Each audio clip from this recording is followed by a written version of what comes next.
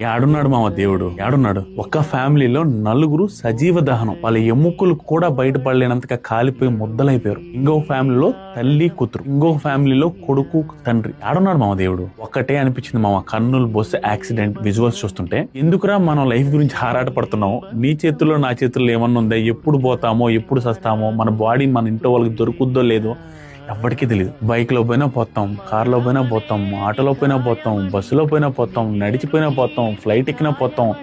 ఏది ఎక్కకుండా ఇంట్లో కూర్చున్నా కూడా ఏదో అయ్యి చచ్చిపోతాం. ఎప్పుడు పోతామో కూడా తెలియని లైఫ్ గురించి ఎన్ని తలకాయ నొప్పులు, ఎన్ని స్ట్రెస్లు, ఎన్ని గొడవలు. ఎందుకు మావయ్యన్ని? ఎన్ని కష్టాలున్నా కుదిరినంత ఎక్కువ టైం ఫ్యామిలీతో స్పెండ్ చేయండి. ఈ రోజే, ఈ క్షణమే మనం ఉండేది, తర్వాత ఉంటామో ఉండమో అనేది గుర్తిరిగి హ్యాపీగా ఉండడానికి ట్రై చేయండి. చాలా బాధ అనిపించింది నిజంగా. ఎముకలు ముద్దలు దొరికేదేంది మామ? దేవుడు లేడు మామ. నిజంగా యాడున్నాడు మామ దేవుడు? లేడు.